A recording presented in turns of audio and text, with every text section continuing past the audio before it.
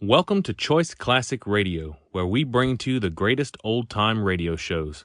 Like us on Facebook, subscribe to us on YouTube, and thank you for donating at choiceclassicradio.com. From Hollywood, it's time now for... Johnny Dollar. Johnny, this is George Reed. Well, hiya, George. What's troubling Floyd's of England this time? Johnny, one of our clients, only quite frankly, he's far more than just a client. Oh?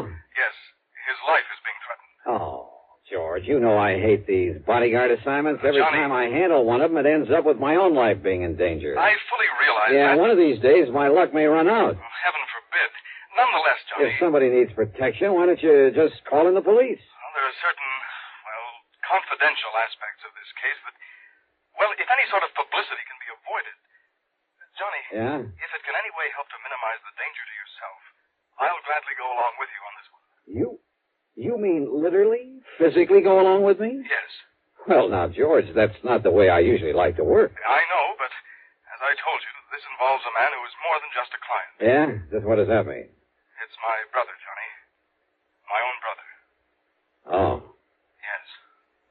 Okay, George. I'll be over to see you.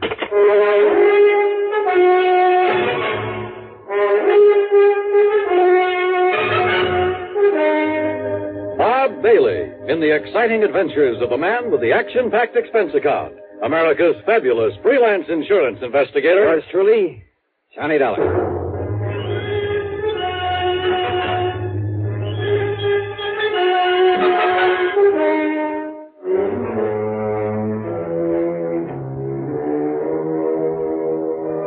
Expense account submitted by Special Investigator Johnny Dollar to Floyd's of England, North American Office, Hartford, Connecticut. Following is an account of expenses incurred during my investigation of the Twin Trouble matter.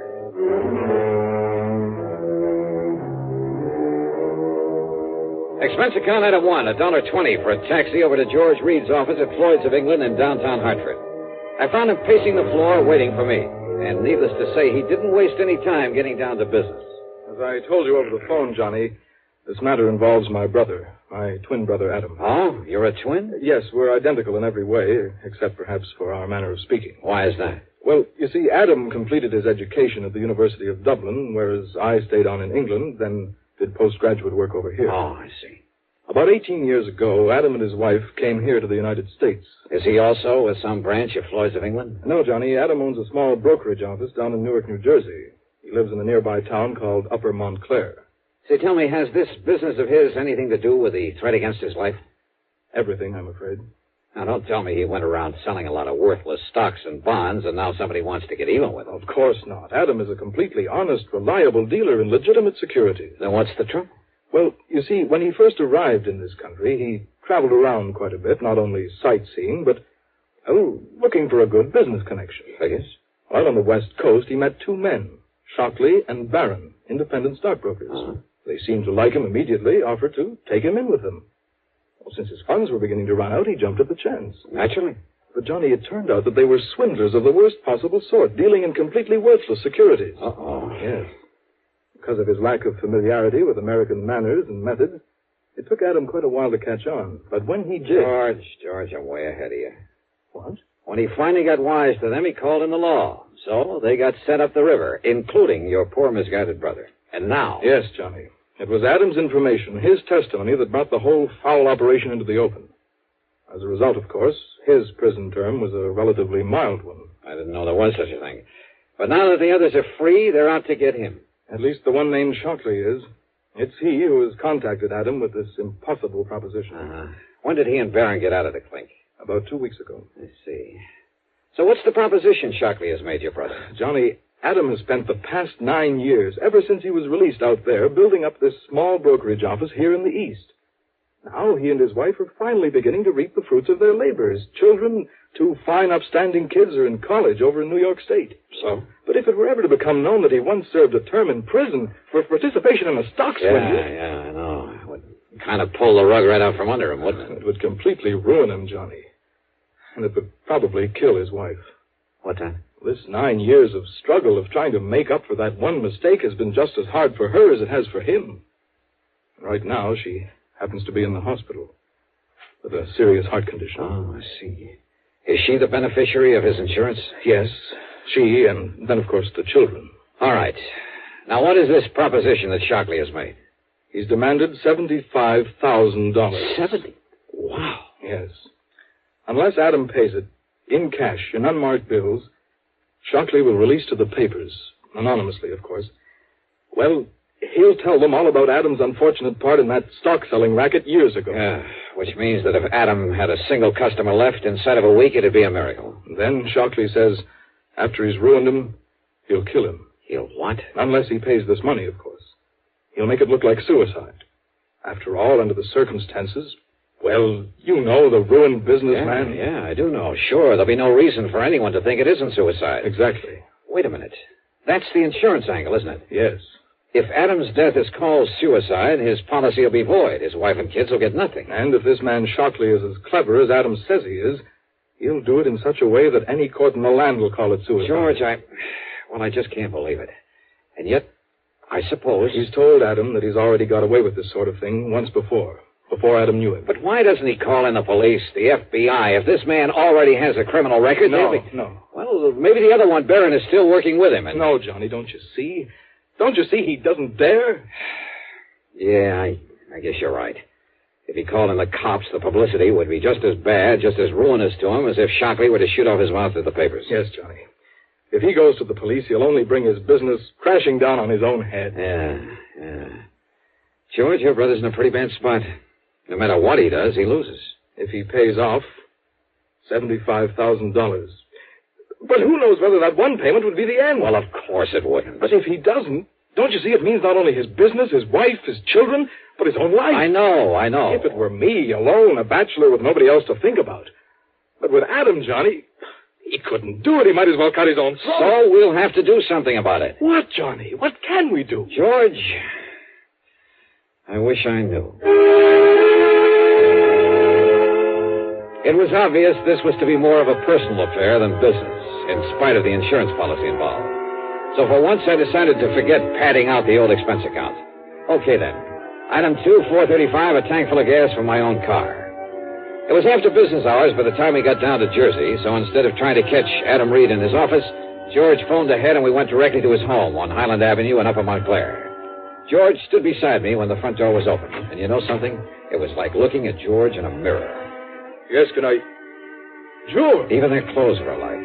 Hello, Adam. Yeah, these twins were certainly identical, except for the slight difference in their manner of speech. Adam, this is the man I told you about on the phone. The man I hope can somehow help you.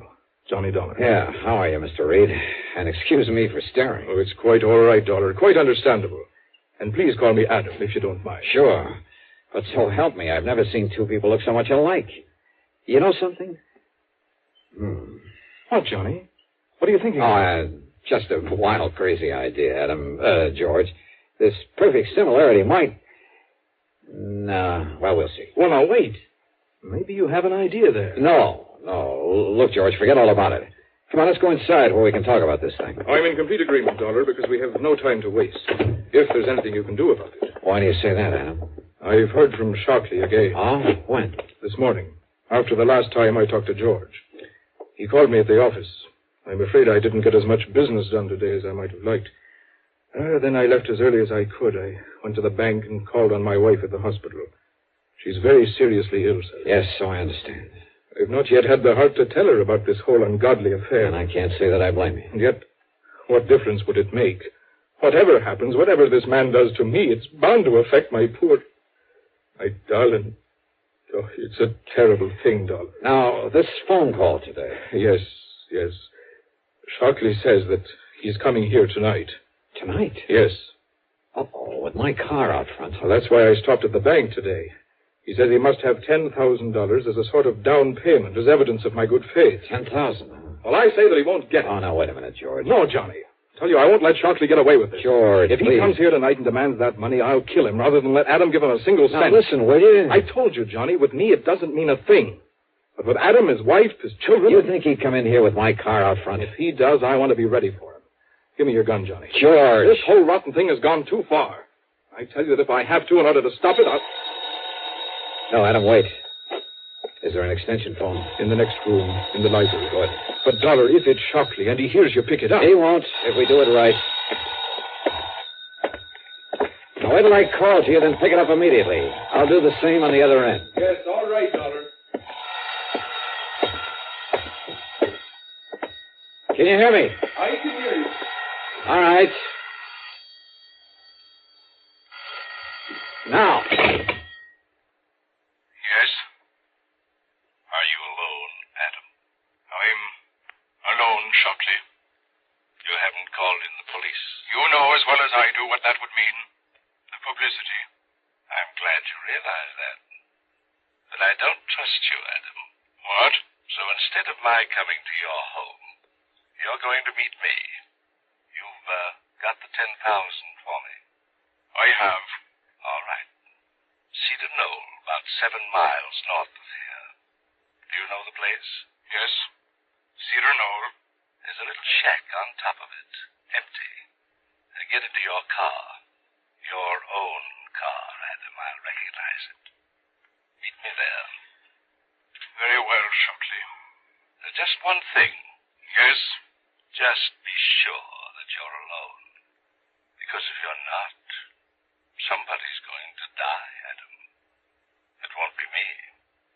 But if there's anybody with you, you understand, Adam. I understand. Cedar Knoll. Uh-huh. Well, Adam, it sounds as though your man Shockley is as clever as you seem to.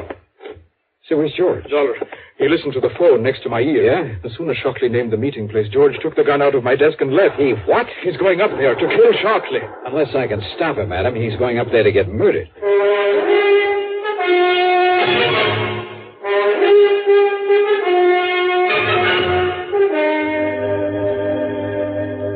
Where is it, Adam? The Cedar Knoll, where Shockley will be.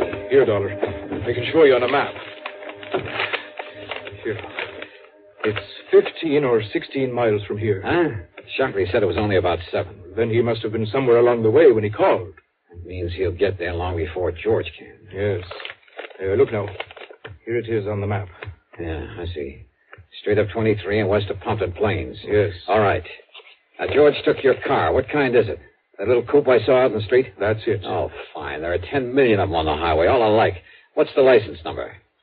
Well, come on. I don't know. I don't remember it. Then, Adam, all I can do is try to get there before George does. Before he gets himself killed.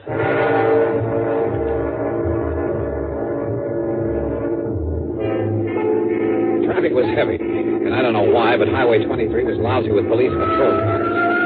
I wanted to stop one of them, tell them to come along with me. But this was one case where I couldn't. So instead, I drove within the speed limit, except for a cutoff above Mountain View where I could open her up for a few miles before getting back on the highway. I probably bypassed George as well as the highway traffic. But the important thing was for me to get there first. That's why I left 23 again, took the curving, narrow, but much shorter back road to Cedar Knoll. Finally, I could see the knoll, a sort of big mound, a high, barren hill. I could see the little building on top of it in silhouette against the moonlit sky. And I could see a car parked up there, a big sedan. So Shockley had arrived and was waiting there. At the bottom of the knoll, I pulled off to the side, cut the engine, doused the lights, and went the rest of the way on foot. As I slowly approached the shack, through a drawn window shade, I could see a light in it, waving around like a flashlight, and the shadow of a man. No, wait. For a moment there were two of them, two shadows.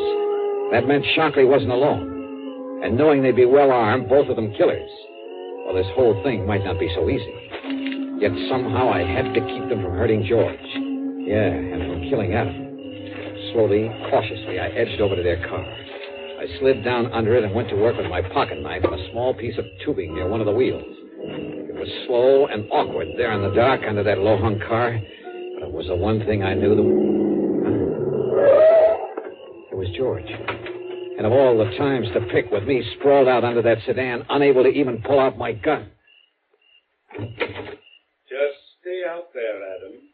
We'll take the money and be on our way. Oh, no, you won't, Shockley. This is all you'll take. Watch him, Shock. He's got a gun. Yes. And I'll kill both of you if I have to. Adam, this isn't Adam Reed. Sure he is. No, he talks differently. This is his twin. It's George. You're right, Shockley. And I'm here to put a stop to this nefarious scheme of yours. Well, listen to the fancy talk. Of course it isn't Adam, so it must be George. And George, my name is... No, don't move. Just drop your guns, both of you. Mr. Barron, I'm afraid that Mr. Reed, Mr. George Reed, has the advantage of us. Yeah? Well, listen. He shoots at you, I get him. He shoots at me, you get him. That's right. I'll kill at least one of you. So, under the circumstances, I'm afraid there's only one thing we can do. Yeah? What? Hand over our guns to him. So, here you are. George! No! You I yanked myself out from under the car, and just in time to have George land right square on top of me. Before I could push him away and get to my feet, he was out like a light, and both Shockley and his pal were on top of me. I never got off the ground. No! Kill him, Charles! Blow his head off! No, wait, Hewitt. You had enough? You had enough, mister? Get away, Shock. Let me shoot him. No, but listen, we've got to get out of here. Those shots he got off, the cops will be coming up from the highway to see what they were. But don't you see if we leave him here? We've got to, but we're not leaving this state until we kill his brother. Come on. No, you wait. You want some more? Never get away. Oh, no? Use that car. Kill yourself. Drop dead. Come on, Barry. No. Listen. Yeah, you listen. Oh! Come on, Barry. Okay. Take the back road down the hill. Yeah, hold this up fast.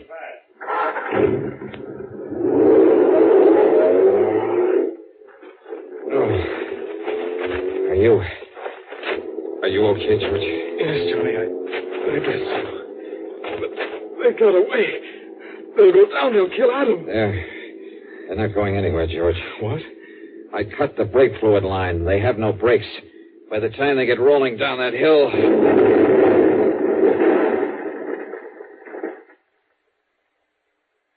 Good heavens. No, George. They're not going anywhere.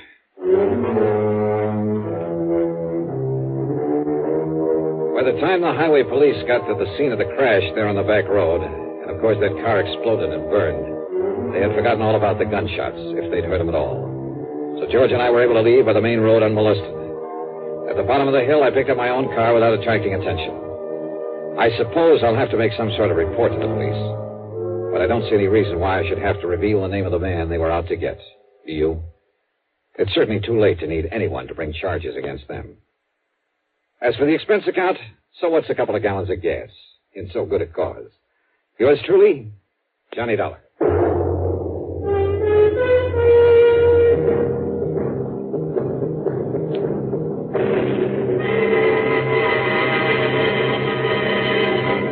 Now, here's our star to tell you about next week's story. Before I do, I just want to say thanks to all you good people who write in to tell me how much you like the show.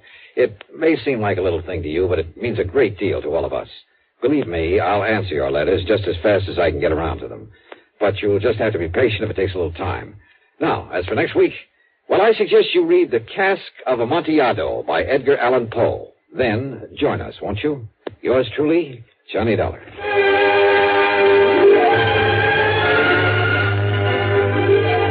Yours truly, Johnny Dollar, starring Bob Bailey, originates in Hollywood and is written, produced, and directed by Jack Johnstone. Heard in our cast were G. Stanley Jones, Alan Reed, and Frank Driscoll. Be sure to join us next week, same time and station, for another exciting story of yours truly, Johnny Dollar. This is Dan Coverly speaking. Frank Lovejoy stars in a hair-raising psychological thriller, A Friend of Daddy's, as suspense follows next on the CBS Radio Network.